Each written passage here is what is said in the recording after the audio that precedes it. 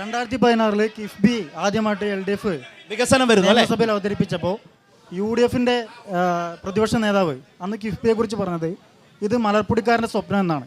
എന്നാൽ ആ മലർപ്പൊടിക്കാരൻ്റെ സ്വപ്നം ഇന്ന് ഈ റോഡുകളായിട്ടും സ്കൂളുകളിലെ ഫണ്ടുകളായിട്ടും ഞങ്ങളുടെ PHSയിലും ഹോസ്പിറ്റലിലുമെല്ലാം ഇന്നിവിടെ നടപ്പിലാക്കിയിട്ടുണ്ട്. അപ്പോൾ അന്നത്തെ UDF ഈ കിഫ്ബി എന്ന പദ്ധതിയെക്കുറിച്ച് മലർപ്പൊടിക്കാരൻ്റെ സ്വപ്നം എന്ന് പറഞ്ഞതിനെക്കുറിച്ച് തെറ്റ് പറ്റിയെന്ന് സമ്മതിക്കുമോ? രണ്ടാമത്തെ ക്വസ്റ്റ്യൻ, 2026 തെരഞ്ഞെടുപ്പിൽ ഇപ്പം നേരത്തെ പറഞ്ഞ പോലെ അഥവാ UDF ജയിച്ചു കഴിഞ്ഞാൽ കിഫ്ബിയെ നിങ്ങൾ അംഗീകരിക്കുന്നില്ല, കിഫ്ബി എന്ന പദ്ധതി നിങ്ങൾ അംഗീകരിക്കുന്നില്ല, ബജറ്റിന് പുറത്ത് ചുരുക്കി കേരളത്തിൻ്റെ വികസനത്തിന് വേണ്ടി എന്ത് പദ്ധതിയാണ് UDF കരുതി വെച്ചിട്ടുള്ളത്? കേരളത്തിൻ്റെ നിങ്ങൾ ഈ പറഞ്ഞ റോഡുകളും ഈ പറഞ്ഞ നിലമ്പൂരിൽ നിന്നാണല്ലോ നമ്മൾ ചർച്ച ചെയ്യുന്നത്. കഴിഞ്ഞ ഈ പറഞ്ഞ ഇത്രയും വർഷക്കാലം ആര്യാടൻ മുഹമ്മദും ഇപ്പം നിങ്ങൾ തന്നെ കുപ്പിയിൽ നിന്ന് പുറത്തിറക്കി വിട്ട ഭൂതമൊക്കെ കൈകാര്യം ചെയ്ത കഴിഞ്ഞ 9 വർഷക്കാലമൊക്കെ ഈ മണ്ഡലത്തിൽ എന്തെങ്കിലും തരത്തിലുള്ള വികസന പ്രവർത്തനങ്ങൾ നടന്നിട്ടുണ്ട് എങ്കിൽ അതിലെന്തായാലും CPMനെ സംബന്ധിച്ചൊരു അവകാശം അതുമില്ലല്ലോ. നിങ്ങളുടെ കിഫ്ബിയുടെ കഥ പറഞ്ഞു, പ്രതിപക്ഷ നേതാവും അന്നത്തെ നേതാക്കന്മാരും കിഫ്ബിയുടെ അപകടത്തെക്കുറിച്ചും കിഫ്ബിയുടെ റോഡുമായി ബന്ധപ്പെട്ടും മറ്റ് പ്രവർത്തനങ്ങളും ഏത് രീതിയിൽ ഫണ്ട് സമാഹരിക്കുമെന്നും അതെങ്ങനെ പ്രയാസത്തിലാഴ്ത്തുമെന്നും വളരെ കൃത്യമായി ആധികാരികമായി തന്നെ സൂചിപ്പിച്ചിട്ടുണ്ട്. അത് കേരളത്തിൻ്റെ നിയമസഭയിൽ ഉൾപ്പെടെ നിരവധി തവണ ചർച്ചയായിട്ടുണ്ട്. ഇന്നും ഞാനും നിങ്ങളും എല്ലാം കോടിക്കണക്കിന് രൂപ കടബാധ്യതയിൽ നിൽക്കുന്നത്, സർക്കാർ ഈ പറഞ്ഞ ലക്ഷങ്ങളും കോടികളും പൊതുമേഖലാ സ്ഥാപനങ്ങളിൽ നിന്നും ലോകത്തിൻ്റെ വിവിധ ഭാഗങ്ങളിൽ നിന്ന് കടമായി സ്വീകരിക്കുക. ഇന്നും കേന്ദ്രത്തോട് എന്താ പറയുന്നത്? കുറച്ചും കൂടെ കടം വാങ്ങാൻ അനുമതി ഞങ്ങൾക്ക് കുറച്ച് പൈസ വേണം. എന്തിന്? ഈ പറഞ്ഞ പലിശ അടച്ചു തീർക്കാൻ. നിങ്ങൾ ഈ പറഞ്ഞ കേരളത്തിലെ ആകെ കടക്കണിയിലേക്ക് അഴുത്തുന്ന ഒരു ജനക്ഷേമ പദ്ധതികളും നടപ്പിലാക്കാൻ കഴിയാത്ത, പെൻഷൻ കൊടുക്കാൻ കഴിയാത്ത, ഒരു ഉളുപ്പുമില്ലാതെ, ഞാൻ പറഞ്ഞുതരാം, ഞങ്ങൾ താങ്കൾ ചോദ്യം മറുപടിയിലൊക്കെ വരുന്നത് മറുപടി വേണ്ടേ? പിന്നെ താങ്കൾ പറഞ്ഞു 2026 UDF അധികാരത്തിൽ വന്നാൽ ഈ പറഞ്ഞതുപോലെ എന്തൊക്കെ പദ്ധതികൾ നടപ്പിലാക്കുമെന്നാണ് ചോദിച്ചത്. വളരെ കൃത്യമായി ഞങ്ങളെ സംബന്ധിച്ച് നല്ല ബോധ്യമുണ്ട്.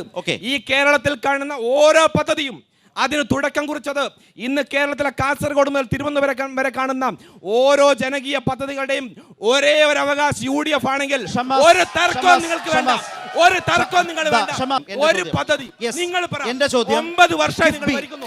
9 വർഷം കിഫ്ബി പോലൊരു പദ്ധതിയെ പിരിച്ചുവിടുമോ? പറഞ്ഞുതരാം. കിഫ്ബി പിരിച്ചുവിടുമോ? സ്ട്രെയിറ്റ് ആയിട്ടുള്ള ചോദ്യത്തിന് സ്ട്രെയിറ്റ് ആയിട്ടുള്ള ഉത്തരം തന്നെ പറയാം. കിഫ്ബി എന്ന് പറയുന്നതിനെ കുറിച്ചുള്ള കൃത്യമായ ആക്ഷേപം ഞങ്ങൾക്കുണ്ട്, അത് ഞങ്ങൾ ഉന്നയിച്ചിട്ടുണ്ട്. അത് പിരിച്ചുവിടേണ്ടി വന്ന പിരിച്ചുവിടും. ലൈഫ്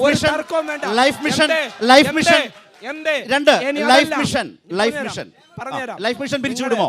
ലൈഫ് മിഷനും കിഫ്ബിയും എല്ലാം നിങ്ങൾ എങ്ങോട്ടാണ് ഇതിന്റെ ഉന്നം? ഞങ്ങൾക്ക് നല്ല നിങ്ങളോട് ചോദിച്ചാണ്, എനിക്ക് അടുത്ത ആളിലേക്ക് പോകണം. താങ്കളുടെ ചോദ്യമാണ് ഈ പറഞ്ഞ കിഫ്ബി പിരിച്ചുവിടുവോ ലൈഫ് മിഷൻ പിരിച്ചുവിടുവോ എന്നല്ല. എന്തായാലും ഞങ്ങളൊരു പറയുന്നത് കേൾക്കൂ. ഞങ്ങൾ ഏതെങ്കിലും തരത്തിൽ എട്ടുകാലി മമ്മൂഞ്ഞാവാൻ വേണ്ടി കിഫ്ബിയെ മാറ്റിയിട്ട് വേറെ പേരില്ല. അതിന് നല്ല വശങ്ങൾ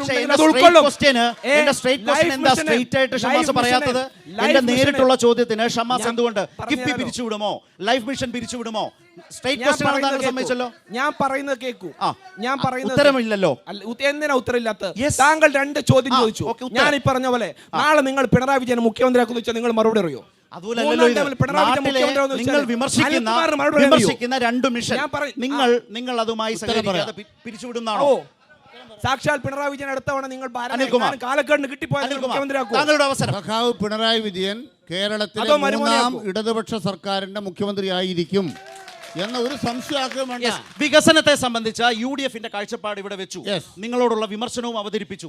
മറുപടി എന്താണ്? നിങ്ങൾ തുടങ്ങിയിട്ട് പൂർത്തീകരിച്ച ഒരു പദ്ധതിയുടെ പേര് ഒരെണ്ണം പദ്ധതി. ഇന്ത്യയിലെ ആദ്യത്തെ ഡിജിറ്റൽ സർവകലാശാല കേരളത്തിലാണ്. ഇന്ത്യയിലെ ആദ്യത്തെ ജല മെട്രോ കേരളത്തിലാണ്. 3ാമത് ഒരു സംസ്ഥാന സർക്കാർ മുൻകൈയെടുത്ത് K-ഫോൺ എന്ന പദ്ധതി ഇന്ത്യയിൽ ആദ്യമായി നടപ്പാക്കിയത് കേരളത്തിലാണ്.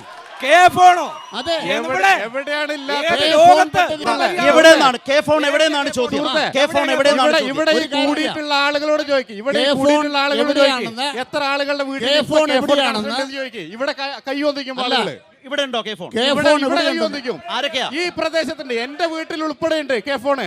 ഇവിടെ ആളുകളുടെ കാര്യം ഞാൻ പറയും. ഈ പറഞ്ഞ വീട്ടിലുണ്ട്, ഇത് താങ്കൾ എവിടുന്നാ വരുന്നത്? ഇവിടെ ചോദിക്ക്. 1500 രൂപ കൂടിയിരിക്കുന്ന ആളുകളോട് മാത്രം ചോദിക്ക്.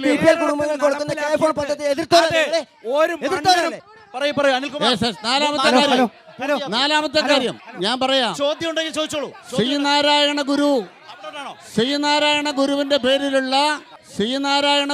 പേരിലുള്ള ഓപ്പൺ സർവകലാശാല, ശ്രീനാരായണ ഗുരുദേവന്റെ പേരിലുള്ള ഓപ്പൺ സർവകലാശാല ഉമ്മൻചാണ്ടി കല്ലിട്ടതല്ല എന്ന് നിങ്ങൾ മനസ്സിലാക്കണം. അഞ്ചാമത്തത്, ഇവിടെ നിന്നും ഒരു 5 കിലോമീറ്റർ അങ്ങോട്ട് പോകണ്ട, മലയോര പാത എന്നൊരു സാധനമുണ്ട്. പറയാനാണെങ്കിൽ ഈ പറഞ്ഞ കാസർഗോഡ് മുതൽ കണ്ണൂർ എയർപോർട്ടും ഈ പറഞ്ഞ കൊച്ചി മെട്രോയും. ഞാൻ ഒരു കാര്യം പറയുന്നു, ഈ നാട്ടില് ഇവിടുന്ന് കരുളായി നിങ്ങോട്ട് പൂക്കോട്ടുപാടത്തേക്ക് വരുമ്പോഴുള്ള റോഡ് ഇന്ന് കാണുന്ന റോഡായിട്ട് എത്ര കൊല്ലമായി എന്ന് നിങ്ങളൊരാൾ പറയൂ. ഈ റോഡ് എത്ര കൊല്ലമായെന്ന് നിങ്ങളൊരാൾ പറയൂ. ഈ മലയോര പാത കൊണ്ടുവന്ന LDF അല്ലേ? അടുത്തത് വികസനത്തെ സംബന്ധിച്ച് ഞങ്ങൾ ചോദിക്കുന്ന ചോദ്യം, കേരളത്തിൽ ഏതെങ്കിലും ഒരു സ്കൂൾ നന്നാക്കാൻ ബാക്കിയുണ്ടോ? ആശുപത്രി ഉമ്മൻചാണ്ടി സർക്കാരിന്റെ കാലത്ത് അടച്ചുപൂട്ടിപ്പോയ നിലയിലാണോ തേൾപ്പാറ ആശുപത്രി എന്ന് ഈ നാട്ടിലെ ആളുകളുടെ മുമ്പിൽ ഞാൻ വിളിച്ചു ചോദിക്കുക. നമുക്ക് ആശുപത്രിയിലേക്ക് പോകാം, സ്കൂളിലേക്ക് പോകാം. ഇപ്പൊ ഇവിടെ ഒരു കോളേജിന്റെ കാര്യം പറഞ്ഞു. ഈ കോളേജിൽ നിന്ന് കിബിയിൽ നിന്നും 22 കോടി അനുവദിച്ചു.